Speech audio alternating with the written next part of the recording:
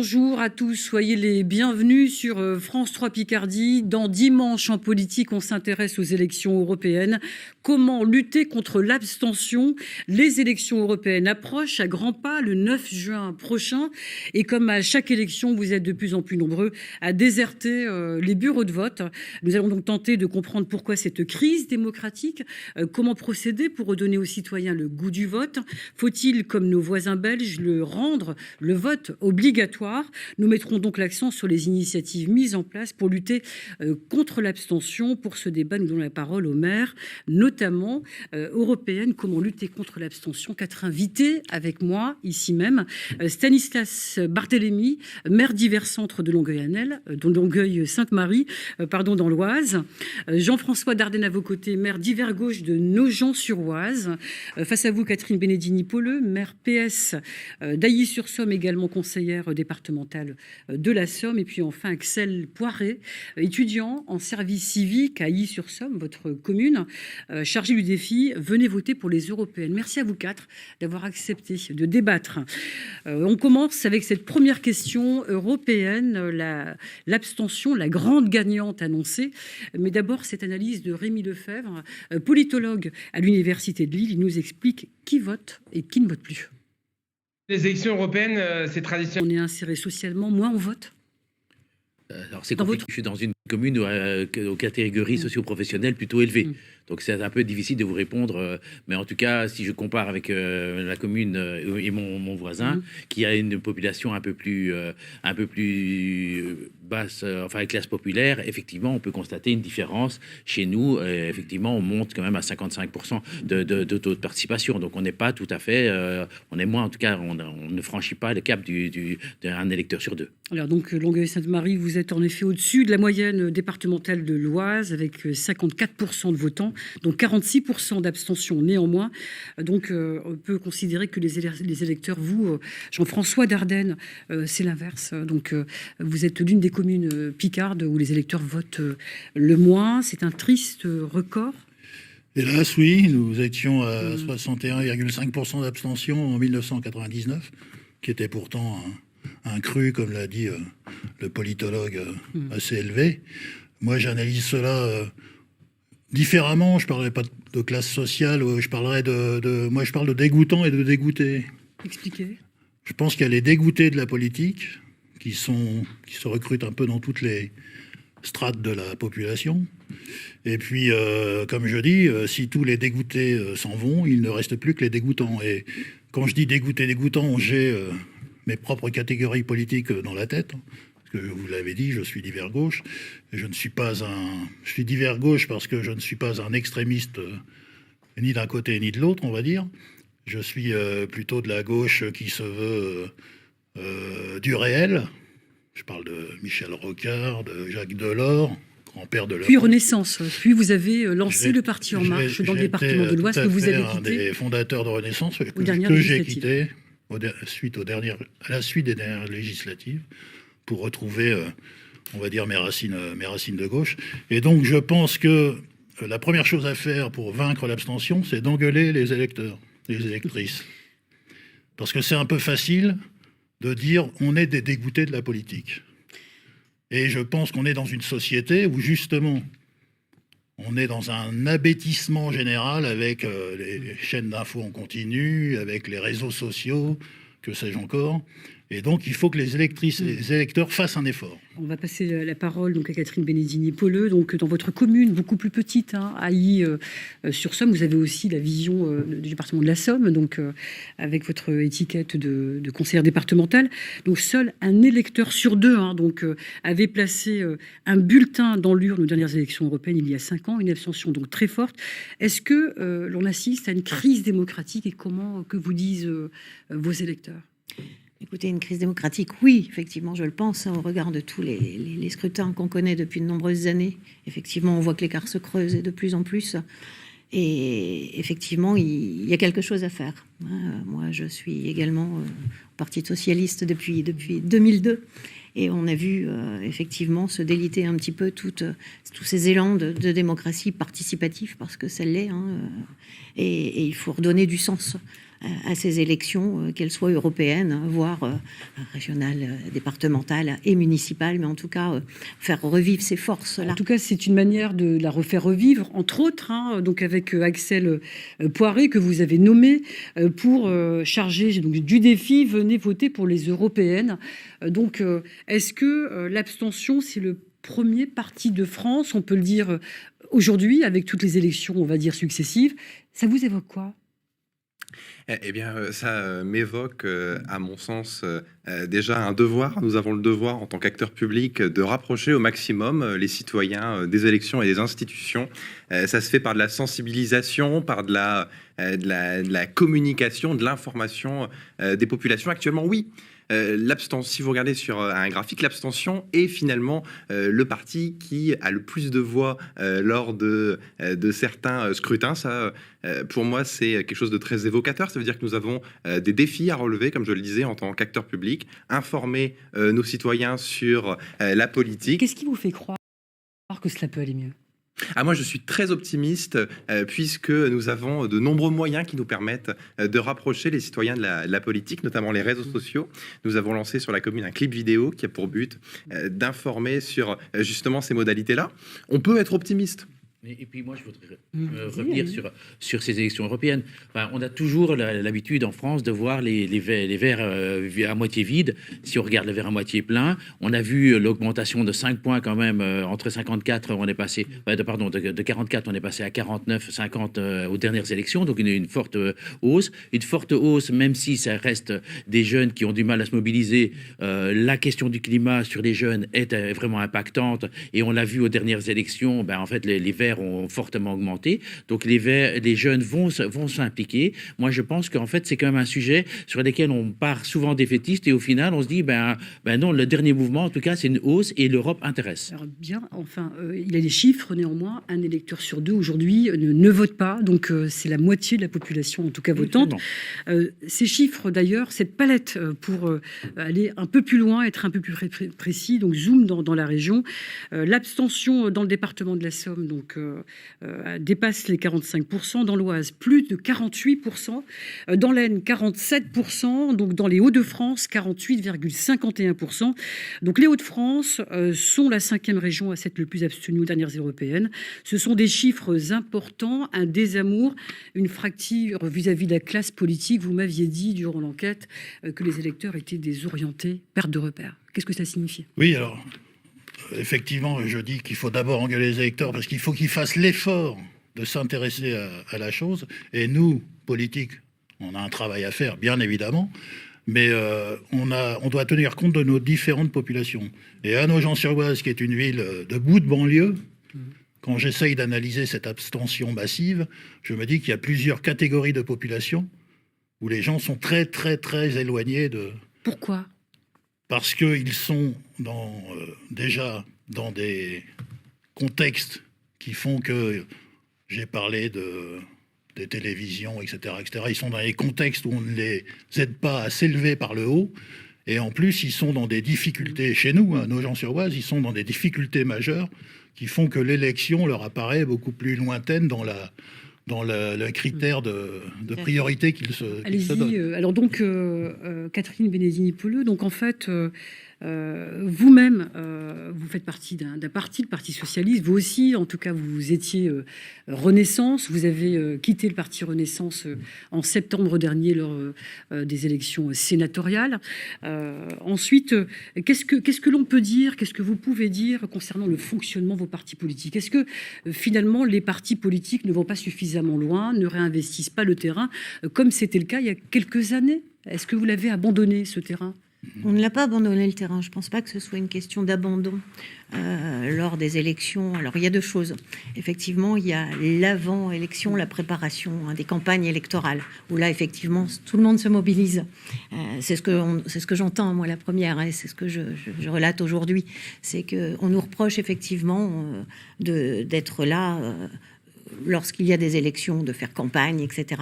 Mais au-delà, je pense que les partis politiques, en général, ce rôle-là à jouer de nouveau. C'est qu'après les élections, effectivement, le travail de terrain doit continuer de se faire. Il ne doit pas se faire uniquement dans les bureaux et de manière administrative, mais il faut toujours aller rendre compte à nos électeurs de nos mandats respectifs. Rendre compte, pour aller plus loin, c'est quand même un mouvement général, même dans les associations, on a moins de bénévoles, on a moins de gens qui s'investissent dans des sujets. Donc aucune remise en cause des partis politiques, en tout cas Renaissance, que vous étiez. Non, je réponds plus sur le fond, en fait. On est d'abord sur un mouvement où, en fait, le bénévole, celui qui a envie de s'investir, eh ben, il est moins présent, que ce soit dans le milieu associatif, que ce soit dans le milieu politique. Donc ça, je pense que c'est un mouvement de fond de la société. Et le deuxième sujet, je voudrais quand même retempérer, on est dans la moyenne européenne en matière de participation. En Portugal, on descend à des taux qui sont de 2 sur 3 qui ne sont pas là. À l'inverse d'autres pays qui montent, le phénomène qui est beaucoup plus haut. Absolument. Donc on est juste dans la moyenne européenne. C'est bien dire que renvoyer la responsabilité sur des partis politiques ne semble pas forcément judicieux. C'est une question, et c'est vrai que c'est une inquiétude pour l'Union européenne d'avoir si peu d'électeurs se déplacer, je vous le redis pour une seconde fois.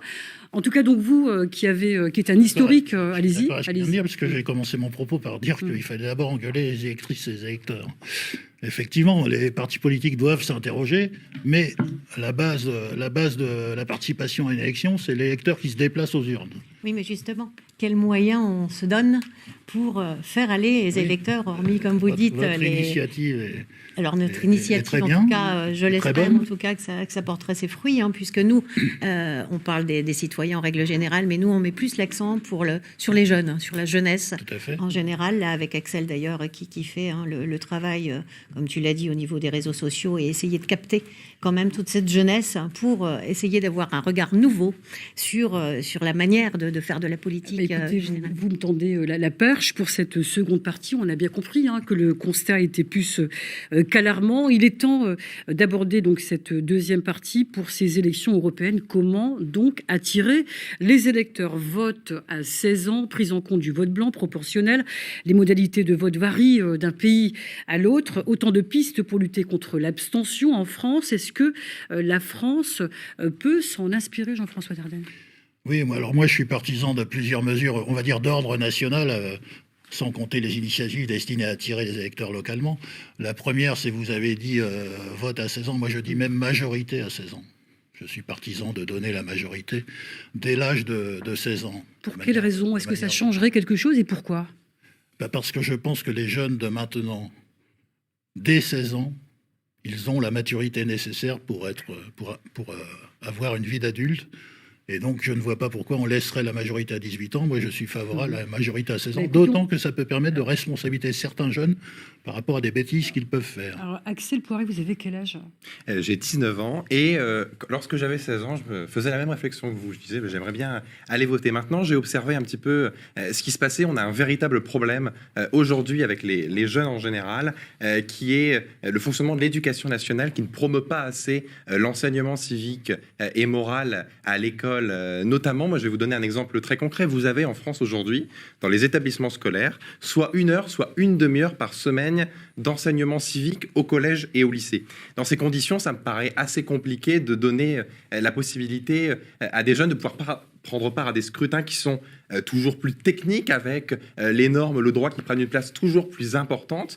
Et donc, cette idée du vote à 16 ans, elle est intéressante, mais je pense qu'on pourra s'autoriser à évoquer cette idée uniquement lorsqu'on aura relevé le défi de l'instruction civique à l'école, de davantage d'ouverture de nos écoles sur la vie publique. Moi, je pense que lorsqu'on est au collège, on doit impérativement avoir une connaissance des institutions grâce à l'école et visiter un hémicycle notamment pour pouvoir se rendre compte. En tout cas, donc, modifier peut-être cette proposition là au sein de l'Éducation nationale, on ne sait jamais. Comment donner le goût du vote? En tant que maire, Stanislas Barthélémy, vous avez mis en place des initiatives. Mais on a fonctionné justement en direction des jeunes. Nous, on a essayé. Je me suis inspiré de la commune de Sainte-Geneviève dans l'Oise, qui en fait propose à tous les jeunes électeurs qui viennent d'être inscrits sur les listes électorales de venir participer à tenir un bureau de vote pendant 1 heure.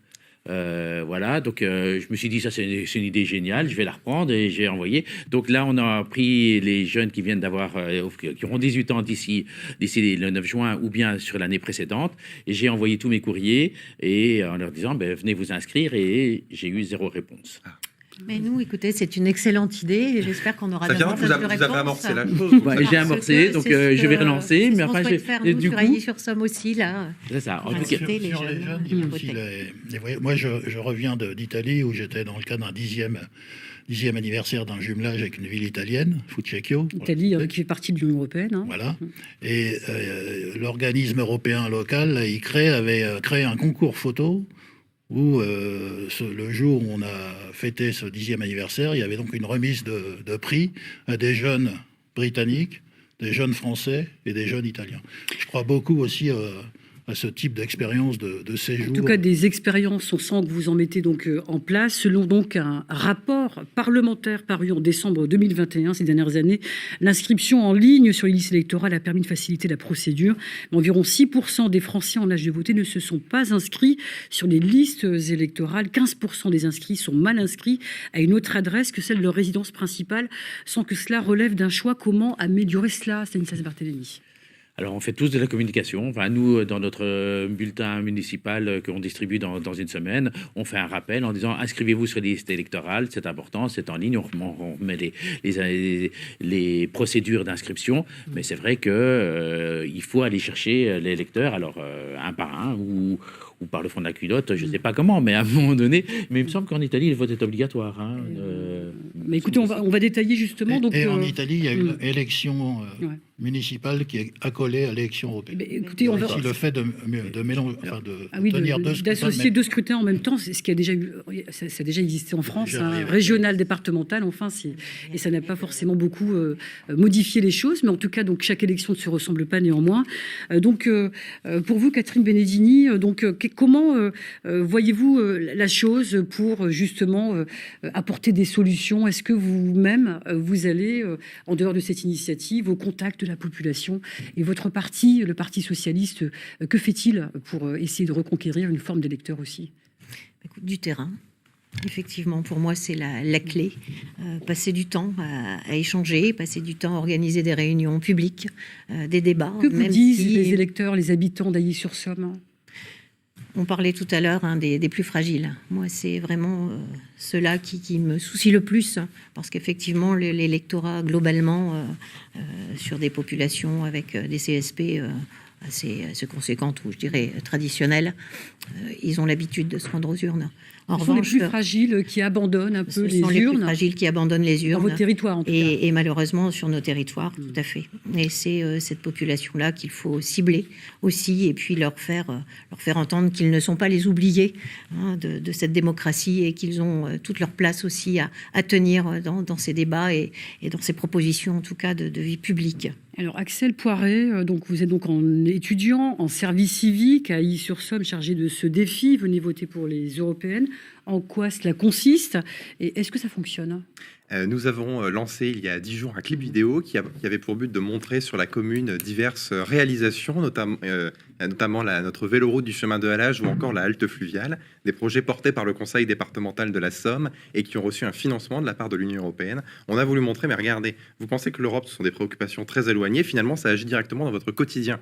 Le week-end, quand vous prenez votre vélo pour aller sur la véloroute, eh bien c'est rendu possible grâce à l'Europe. On incite ensuite à s'inscrire sur les listes électorales. Il y a une campagne d'affichage également. Est-ce que ça marche? Oui. Moi, je croise tous les jours dans la commune, notamment des jeunes qui me disent je suis mal inscrit, j'étais encore sur l'adresse de mon lieu d'étudiant, je vais faire la démarche. Donc oui, ça marche et ça montre qu'il y a un besoin notamment de communication et de sensibilisation, et on a voulu relever ce défi à Ailly-sur-Somme. Alors vous parliez des initiatives étrangères, donc l'Italie, donc on va donc en citer quelques-unes pour le vote donc à l'étranger. Au Canada, si les électeurs peuvent aussi s'inscrire à l'avance, ils peuvent également le faire le jour même de l'élection dans un bureau de vote. Donc voilà un exemple. En Espagne et aux Pays-Bas, le vote blanc est pris en compte. En Autriche, le droit de vote à 16 ans. En Allemagne, aux États-Unis, le vote par correspondance. En Estonie, donc le vote en ligne pour ces européennes, faut-il s'inspirer donc de ces systèmes, du système de ces pays? Stanislas Barthélémy, je vais boire un verre d'eau. Écoutez, en fait, il y a aussi des histoires de culture. Il y a des cultures qui fonctionnent bien, d'autres qui ne correspondent pas. Et il faut toujours faire attention de ne pas plaquer l'un sur l'autre. En tout cas... Lequel vous plairait? Lequel faudrait-il mettre en place s'il vous inspire? Moi, en tout cas, le vote par correspondance me semble être un sujet qui permettrait de résoudre assez facilement pas mal de problèmes et de difficultés pour des gens. Surtout sur les européennes, c'est un week-end qui tombe au mois de juin. C'est quand même un week-end où plein de gens ont prévu des activités à droite et à gauche et n'ont pas bloqué les dates. Ça, pour moi, c'est un sujet. En tout cas, une proposition que vous faites. Je vous propose donc maintenant d'entendre cette nouvelle analyse du politologue Rémi Lefebvre concernant ces initiatives étrangères. Alors Jean-François Dardenne, êtes-vous d'accord avec l'analyse de Rémi Lefebvre? Pas tout à fait. Je pense qu'on peut améliorer les choses, mais par rapport à ce qui est dit sur le fond, par rapport à ce qui a été dit, moi je croise des concitoyens, ils me disent il va y avoir une élection bientôt, monsieur le maire, puisque je vois qu'il y a des affiches qui sont collées. Donc c'est un bel hommage aux militants politiques. Donc je tenais à le dire quand même. Les partis politiques, rien que le petit colleur d'affiche qui colle son affiche, ça interpelle le concitoyen. Et donc je pense que les solutions, moi par exemple 16 ans, oui, la reconnaissance du vote blanc, etc., ça il faut y aller, j'en suis persuadé, parce que ça a du sens quand même. De se déplacer pour voter blanc plutôt que de rester chez soi à faire la grève des urnes, c'est totalement différent. Alors les élections, donc on va juste quelques précisions parce que les élections européennes auront donc lieu le 9 juin, je vous le disais, selon le sondage Ipsos pour France Info, publié le 13 avril, une photographie à l'instant T, bien évidemment la liste RN de Jordan Bardella serait largement en tête des intentions de vote avec 32%, loin derrière la liste Renaissance, Modem, Horizon et UDI, conduite par Valérie Ayé et créditée de 16% des voix. L'écart se resserre donc avec la liste portée par Raphaël Glucksmann du Parti socialiste Place Publique qui gagne 2 points à 13% des intentions de vote. LFI, Europe Écologie Les Verts, 7% pour les deux partis. Les Républicains, 6,5%, Reconquête, 6,5%. Le Parti communiste français, 3%. Qu'est-ce que l'abstentionnisme peut favoriser dans ce scrutin, Catherine Benettini? Peut favoriser en tout cas cette abstention. Je dirais que, je reparle encore des plus fragiles, encore une fois, peut peut-être favoriser des clivages entre les gens, des clivages entre ceux qui n'ont pas cette hauteur pour analyser les choses un peu plus correctement et se disent, après tout, on comprend plus rien à ces politiques menées.